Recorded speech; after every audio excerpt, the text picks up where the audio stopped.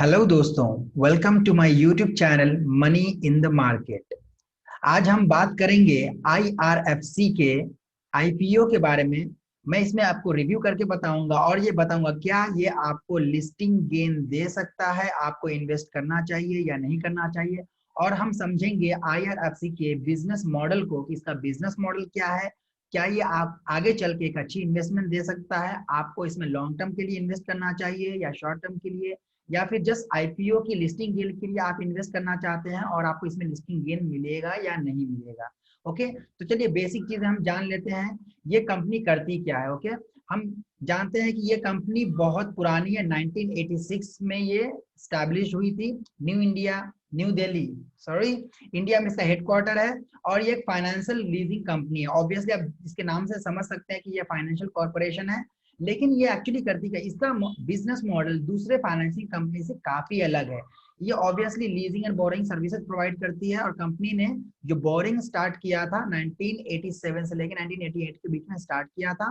Okay, company करती क्या है? Indian railway financial corporation, IRFC is a finance arm of Indian railway. तो ये एक्चुअली जैसे बजाज फाइनेंस है और दूसरे जो फाइनेंसिंग कंपनी है उसके जैसे काम नहीं करती है कंपनी। ये इंडियन रेलवे के लिए, इंडियन रेलवे को जैसे आपको पता है कि बहुत सारे बॉगी चाहिए होते हैं, कोचेस रहते हैं, मालगाड़ी चाहिए होती है।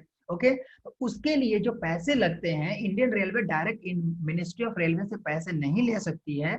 और उनके बीच में कुछ इश्यूज थे जो डायरेक्ट मिनिस्ट्री ऑफ रेलवे, जिसको एमओआर बोलते हैं, वो डायरेक्ट मनी रेस करके इंडियन रेलवे को नहीं दे सकती है। ओके, नहीं दे सकती, इसीलिए वहां पे आईआरएफसी का फाउंडेशन हुआ था। आईआरएफसी को कंपनी बनाया गया था।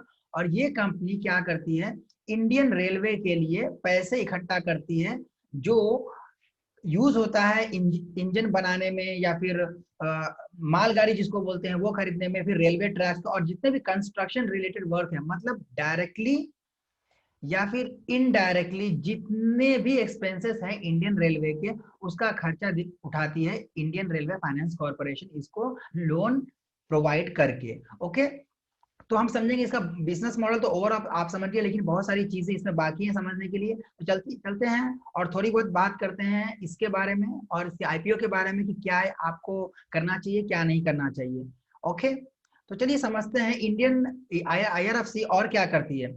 आप यहाँ पे देख सकते हैं, the company is responsible for financing railway massive operation, but at the crux of it all IRFC is a government own NBFC. जैसे आपको पता है कि ये एक पब्लिक सेक्टर यूनिट कंपनी है, तो उसको गवर्नमेंट ओन बोलते हैं। Okay, and to only one client, इसका क्लाइंट एक ही है, वो है आईआरसीटीसी। आईआरसीटीसी इसका क्लाइंट है, and the Indian railway and its many subsidiaries, their usual course of business involve financial rolling assets. अब यहाँ पे मेन पॉइंट है, फाइनेंशियल रोलिंग एसेट होता क्या है? नॉर्मली फाइनेंसिंग कंपनी में क्या होता है, कंपनी आप किसी को लोन देते हैं और फिर आप उससे इंटरेस्ट लेते हैं और ईएमआई के तौर पे, या फिर लोन जब रीपेमेंट होता है तो कंपनी को फायदा होता है। लेकिन आईआरएफसी का ये बिजनेस मॉडल नहीं है। आईआरएफसी क्या करती है इंडियन रेलवे के लिए? ओके, इंडियन रेलवे के लिए जैसे जो इंजन्स होते हैं जिसको हम बोलते हैं लोकोमोटिव, आप यहाँ पे देख सकते हैं। Think of as a collective term that refers to anything that moves on railway track. Railway track से रिलेटेड या आईआरसीटी से रिलेटेड जितने भी खर्चे हैं, जैसे लोकोमोटिव जिसको इंजन बोलते हैं, फ्राइट वैगन्स, वैगन का मतलब मालगाड़ी, पैसेंजर जिसमें हम बैठ के सफर करते हैं उसको पैसेंजर कोच बोलते हैं, और जैसे जो रेलवे ट्रैक बिछाया जाता है या ब्रिज बनाया जाता है, जितने भी खर्चे होते हैं उन सब के लिए इंडियन रेलवे को जो पैसे चाहिए होते हैं वो प्रोवाइड करती है आईआरएफसी। ओके, वो आईआरएफसी प्रोवाइड करती है, लेकिन वो इंडियन रेलवे को लोन नहीं देती है। ये क्या करती है, उनके बदले वो इंजन, जैसे लोकोमोटिव से, मालगाड़ी है, पैसेंजर कार से, रेलवे ट्रैक है, जो ब्रिजेस जो है, ये उनके बदले वो सामान खरीदती है, या फिर इनके बदले आईआरएफसी पैसे देती है। और इसके बदले में इंडियन रेलवे इनको एक लीजिंग रेंट देता है। लीज एक तरीके से, वो समझिए कि जो जितने भी इंजन हो गए, जितने भी एसेट्स हो गए, वो आईआरएफसी के एसेट्स हैं, और वो एसेट आईआरसीटीसी एक तरीके से यूज करती है रेंट पे और उनको लीजिंग रेंट देती है। और हाँ, तो अब आप सोचेंगे भाई ये पैसे कैसे कमाती है जब लीजिंग रेंट देती है, तो आईआरएफसी को बेनिफिट कहां से होता है? तो उसका भी आंसर मैं आपको बता देता हूं, ताकि आपको ओवरऑल IRFC का बिजनेस मॉडल समझ में आ जाए। ओके, तो फॉर एग्जांपल मानते हैं, जैसे कि आप समझ गए कि ये डायरेक्ट लोन नहीं देती है IRCTC को, ये क्या करती है, एग्जांपल के लिए हम मान लेते हैं कि IRFC ने किसी बाहर के लेंडर से, जैसे बहुत सारे फाइनेंशियल बॉन्ड्स होते हैं और जो लोन्स ये कंपनी बाहर से उठाती है फिर IRFC को देती है। तो जैसा कि अगर हम मान लेते हैं कि ये कंपनी 6% पे, एग्जाम्पल जैसे मैं बताता हूँ यहाँ पे 6% पे इन्होंने लोन लिया है बाहर से, और इन्होंने IRCTC को जो चाहिए था वो खरीद के दिया, इंजन और जो जितने भी एसेट्स होते हैं, और इस 6% से भी ज्यादा लीजिंग रेंट में ये इनसे चार्ज करेगी। और जो ऊपर के एक्स्ट्रा अमाउंट होते हैं, जैसे 1%, 0.5% या 1.5% आप बोल सकते हैं, तो ऊपर के जितने भी जो 1.5% है, 0.5% या 1% है। और एक एग्जांपल लेते हैं, जैसे कंपनी को इंजन चाहिए और इंजन ने बहुत सारे इंजन IRFC ने खरीद लिया और इसको लीज रेंट पे दे दिया IRCTC को। ओके, IRCTC को दे दिया ये इंजन। फॉर एग्जांपल समझिए कि इसका एक्चुअल जो EMI है, अगर हम एग्जांपल के लिए मान लेते हैं 60,000 है। ओके, 60K, 60,000 है। तो IRFC क्या करेगी, IRCTC से ये लेगी 60,000 के ऊपर, फॉर एग्जांपल समझिए 61,000। तो ये 1,000 जो ऊपर की है ये बेनिफिट है हमारे IRFC के लिए। तो ये है ओवरऑल बिजनेस मॉडल, मैंने आपको शॉर्ट में समझाया है, ये उसका बेनिफिट है। और कंपनी के फाइनेंस भी काफी अच्छे हैं, मुझे वैल्यूएशन भी अच्छी लग रही है, जबकि कंपनी के फाइनेंस भी बहुत अच्छे आए हैं। और स्ट्रॉन्ग पॉइंट्स क्या क्या है हम देख लेते हैं कंपनी के। IRFC जो मॉडल है उसका बिजनेस मॉडल काफी अच्छा है, ये स्ट्रैटेजिक रोल प्ले करती है इंडियन रेलवे ग्रोथ में, क्योंकि ये सिर्फ फोकस है इंडियन रेलवे को फाइनेंस प्रोवाइड करने में, ये इसका मेन काम है IRFC का। अगर आप क्रेडिट एजेंसी बहुत सारे जो इंडिया में है, क्रिजिल है, इसरा है, इसकी रेटिंग अगर आप देखें तो बहुत अच्छे पॉजिटिव रेटिंग है, क्योंकि ये कंपनी ने कभी किसी का मतलब जो लोन लिया है उसको टाइम पे पूरा किया है। जैसे ये बॉन्ड्स वगैरह इशू करती है बैंक्स को, उन लोगों को, फिर बैंक से जो लोन लेती है वो बॉन्ड्स के और लोन्स के पेमेंट टाइम पे करती है, तो इनका रेटिंग बहुत अच्छा है। जैसे आपकी क्रेडिट रेटिंग होती है अगर आप लोन लेते हैं, क्रेडिट कार्ड लेते हैं, सेम उसी तरीके से। ओके, इसका कॉम्पिटिटिव बोरिंग है, ऑब्वियसली फाइनेंशियल परफॉर्मेंस बहुत अच्छा है, इसकी एसेट लायबिलिटी मैनेजमेंट बहुत अच्छी है, और इनकी जो टीम है, मैनेजमेंट टीम है, ये बहुत अच्छी है IRFC की, तभी तो ये इतने अच्छे वैल्यूएशन पे और इतनी ज्यादा कंपनी के लिए पैसे जुटा पा रहे हैं और IPO ला पा रहे हैं। ओके, अगर हम कंपनी के प्रमोटर की बात करें तो आपके लिए बहुत बड़ी खुशखबरी हो सकती है। जैसे आपको पता है कि इंडिया के जो प्रेसिडेंट होते हैं,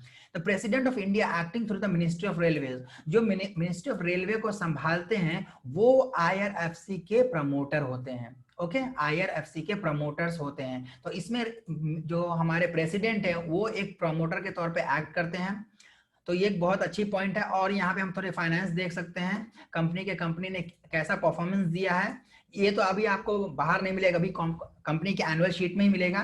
तो 18, 19, 20 और मार्च और सितंबर का हम देखते हैं डेटा, तो ये अमाउंट आपको मिलियंस में है, आप यहाँ पे देख सकते हैं। ये अमाउंट जो है 16,14,510 मिलियंस में अमाउंट है। तो आप यहाँ पे देख सकते हैं कंपनी की जो टोटल एसेट्स है इंक्रीज होते गई है, 16,000, 20,000, 27, अब 29, और रेवेन्यू भी काफी इंक्रीज हुआ है। ओके, और यहाँ पे थोड़ा बहुत हम बोल सकते हैं कि कोविड का इम्पैक्ट था, तो ऑब्वियसली हम उसको नहीं देख सकते, लेकिन प्रॉफिट आफ्टर टैक्स अगर आप देखें तो ज्यादा फर्क नहीं है अगर हम 19 से या 18 से कंपेयर करें, तो ये ऑलमोस्ट 19 है। ओके, और ये 21 है, ये 20 है, तो ऑब्वियसली बीच में बहुत अच्छा था। मार्च में जब कोविड होने के बावजूद भी ये क्वार्टर, क्योंकि बिजनेस पहले से चल रहा था, फिर यहाँ पे इनकी प्रॉफिट आफ्टर टैक्स काफी अच्छी है, तो फाइनेंशियल काफी अच्छा है बोल सकते हैं। और हाँ, ये इश्यू जो IPO इश्यू है ये लाने का मेन कारण क्या है, तो ऑब्वियसली दो कारण होते हैं, या तो कंपनी अपनी डेट रिड्यूस करना चाहे, कर्जे को उनको कर्जा वापस करना होता है, या फिर कंपनी ग्रोथ के लिए करती है। तो ऑब्वियसली यहाँ पे आप देख सकते हैं the company equity capital based to meet business future growth, company grow करने की सोच रही है और उनके लिए इनको पैसे चाहिए ऑब्वियसली, और थोड़े मोरे जो बिजनेस रिक्वायरमेंट्स होते हैं उनको पूरे करने के लिए। ऑलराइट, तो ये ओवरऑल कंपनी का बिजनेस है जो मैंने आपको बताया। कुछ और चीजें समझ लेते हैं यहाँ पे हम कि और क्या क्या चीज है कंपनी के, हम बिजनेस मॉडल को समझते हैं थोड़ा बहुत। तो आपने कंपनी की हिस्ट्री जान ली। अब यहाँ पे देखते हैं, जो मैं जैसा मैं क्या आपको बताया था कि लीजिंग रेंट पे काम करती है कंपनी, लीज रेट पे। तो लीजिंग रेंट इनकी 18 से आप कंपेयर करें 19, 20, 21, तो ये इनकी लीजिंग रेंट रिसीवेबल्स है जो काफी इंक्रीज होते गई है। मतलब कंपनी अच्छी तरीके से लीज कर रही है और अच्छे पैसे आ रहे हैं इनको। अगर आप ऑपरेटिंग रेवेन्यू देखेंगे ये करोड़्स में है, तो 18, 19, 20, 21, तो ये 21 अभी कंसीडर नहीं है, ये फिजिकल ईयर बोलते हैं जिसमें 19 इंक्लूड होता है। तो फिजिकल ईयर 20 में काफी अच्छा परफॉर्मेंस रहा, ये ईयर तो सबसे अच्छा रहा कंपनी के लिए। आप यहाँ पे देख सकते हैं 20, और जो अभी 21 अभी स्टार्ट हुआ है, तो ये बहुत अच्छी पॉजिटिव स्टार्ट है, हम मान सकते हैं। आप यहाँ पे देख सकते हैं अगेन नेट प्रॉफिट जो कंपनी का है, ऑब्वियसली कहीं ना कहीं 2019 से मैच हो रहा है, और 2020 में ये काफी अच्छा रहा, तो प्रॉफिट में है। और इंडियन रेलवे जो फंडेड आईआरएफसी के, ये 45% फंड किया है अभी तक, बहुत ज्यादा है क्योंकि ये अमाउंट करोड़्स में होते हैं। तो मैं आपको बस ओवरऑल एक रिव्यू दे रहा हूं, आप चाहें तो ये सब चीजें खुद से देख सकते हैं। Indian railway rolling stock finance by IRFC. अब जैसे भी इंजन है, मालगाड़ी है, जितने भी रेलवे ट्रैक्स है, ब्रिजेस है, उसमें जो कंस्ट्रक्शन होते हैं, कितने परसेंटेज आईआरएफसी के द्वारा फाइनेंस किए जाते हैं, या कितने उनको बोरिंग दिया देता है इंडियन रेलवे को आईआरएफसी। तो ये आप देख सकते हैं, ये लोकोमोटिव, ये इंजन हो गए हैं, तो ये तो 96% समझिए कि ऑलमोस्ट हर एक इंजन आईआरएफसी फाइनेंस करता है। फिर वेगन्स है, वेगन्स मतलब जो मालगाड़ी होती है, फिर पैसेंजर कोचेस है जिसमें हम आप और जैसे लोग सफर करते हैं, तो उसमें हम बोल सकते हैं 85% है। तो कंपनी आईआरएफसी इंडियन रेलवे को पूरी तरीके से फाइनेंस कर रही है हर एक चीज में। ओके, तो ये बिजनेस मॉडल है और ये इनके कमाई का जरिया है, ये इस तरीके से ये पैसे कमाते हैं। ओके, तो ऑब्वियसली ये सब चीजें हो गई, और मैंने आपको फाइनेंस भी बता दिया, और कंपनी आईपीओ क्यों लॉन्च कर रही है वो भी बता दिया।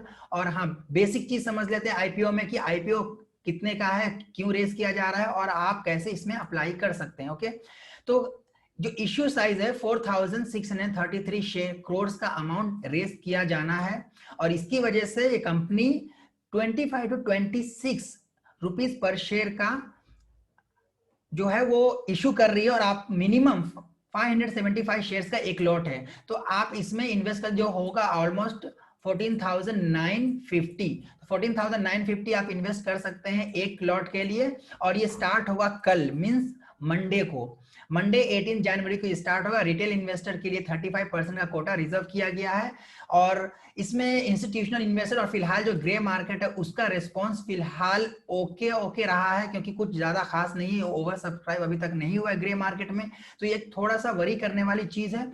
लेकिन फिर भी एक गुड न्यूज है जो आप देख सकते हैं, IRFC manages to raise 1389 crores from the anchor investor। अब भाई ये एंकर इन्वेस्टर किसको बोलते हैं? एंकर इन्वेस्टर आप ये समझते हैं कि इंस्टीट्यूशनल इन्वेस्टर होते हैं जिनको ये मौका दिया जाता है कि भाई पब्लिक से पहले या फिर रिटेल इन्वेस्टर से पहले आपको उनको ऑफर मिलता है ये पैसे रेज करने का, इसमें इन्वेस्ट करने का। तो आप यहाँ देख सकते हैं जैसे 4633 रुपीज रेज करना था आईआरएफसी को, जिसमें से 1389 रुपीज और 89 करोड़ रुपीज ऑलरेडी रेज किया जा चुका। तो ये एक अच्छी साइन है, इसका मतलब एक कॉन्फिडेंस हमें आ रहा है कि इंस्टीट्यूशनल इन्वेस्टर्स इसमें इन्वेस्ट कर रहे हैं। ओके, तो एंकर इन्वेस्टर जैसे बहुत सारे इंस्टीट्यूशनल इन्वेस्टर्स होते हैं, उसकी लिस्ट आप यहाँ पे दी गई है, आप थोड़ा सा देख सकते हैं। यहाँ पे एचडीएफसी ट्रस्टी, एचडीएफसी जैसे इंस्टीट्यूशनल इन्वेस्टर इसमें इन्वेस्ट कर रहे हैं, तो ऑब्वियसली बहुत अच्छी बात है। निपॉन इंडिया है, फिर यहाँ पे इन्वेस्को आप देख सकते हैं, इन्वेस्को ने इसमें इन्वेस्ट किया है, बीएनपी परिवास है। ओके, और भी बहुत सारे एसबीआई पेंशन फंड है, इंडिया पीएसयू इक्विटी वगैरह है, इसमें इन्वेस्को से रिलेटेड है। तो ऑब्वियसली ये एक पॉजिटिव न्यूज है, और मेरा देर से वीडियो बनाने का कारण यही है कि मैं आपको लेटेस्ट न्यूज दे सकूं, क्योंकि बहुत सारे लोग 2-3 हफ्ते पहले से वीडियो बनाना शुरू कर देते हैं और बोलते हैं कि भाई ग्रे मार्केट में या तो ओवर सब्सक्राइब है या फिर अंडर सब्सक्राइब है।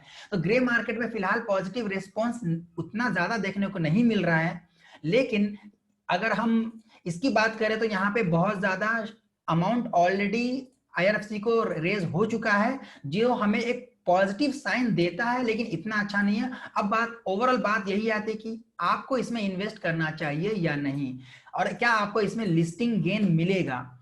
देखिए, अगर आप मेरी राय माने या अगर मैं अपना ओपिनियन दूं, तो इसमें लिस्टिंग गेन मिलने के चांसेस हैं, लेकिन बहुत कम है। आपको एक शेयर पे, जैसे आपको पता है कि एक शेयर की प्राइस होगी जो आईपीओ की प्राइस है वो 25 to 26 है। तो एक शेयर पे आपको या तो 6 से 7 रुपए मिलने के चांसेस है, तो मतलब आपको 575 का जो लॉट है आपको ओवरऑल उस पे आपको 800 to 1000 के बीच में, ओके, 800 to 1000 के बीच में आपको हो सकता है एक लॉट पे इतनी प्रॉफिट मिले लिस्टिंग गिन में, या फिर इससे कम भी हो सकता है, क्योंकि ग्रे मार्केट में इसका रिस्पांस उतना ज्यादा अच्छा नहीं मिला है। लेकिन एक न्यूज हमें मिला है देखने को। तो ओवरऑल मैं आपको ये सजेस्ट करूंगा कि आप फर्स्ट डे ऑफ आईपीओ पे आप इसको कभी सब्सक्राइब ना करें, इसमें कभी इन्वेस्ट ना करें। आपका पहला दिन वेट करें, देखें पहले दिन का रिस्पांस क्या है लोगों का, मार्केट का रिस्पांस क्या है, इंस्टीट्यूशन इन्वेस्टर्स का और ग्रे मार्केट का रिस्पांस क्या है। फिर हो सके तो आप सेकेंड डे या थर्ड डे आप इसमें पैसे लगा सकते हैं। अगर आप सिर्फ लिस्टिंग गेन के लिए इसमें इन्वेस्ट करना चाहते हैं, ओनली फॉर लिस्टिंग गेन, तो मैं आपको सजेस्ट करूंगा आप इसमें इन्वेस्ट ना करें। और हाँ, ये डायरेक्ट सजेशन नहीं है, ऑब्वियसली आप अपने फाइनेंशियल एडवाइजर से सलाह ले सकते हैं, अपनी खुद की रिसर्च कर सकते हैं। ये मेरी रिसर्च है, मेरा ओपिनियन है, जो मैं यहाँ पे वीडियो पे आपको बता रहा हूँ, आप तक इन्फॉर्मेशन लेके आया हूँ। तो मुझे लगता है कि आपको ये इन्फॉर्मेशन पसंद आई होगी, कंपनी का बिजनेस मॉडल समझ में आया होगा। तो आप अपने हिसाब से रिसर्च करें और हाँ, अपना डिसीजन खुद लें, अपने रिस्क रिवॉर्ड को समझें, फिर इन्वेस्ट करें। Thank you very much, see you in the next video. Please like and share my video if you really like this. Thank you. Bye bye.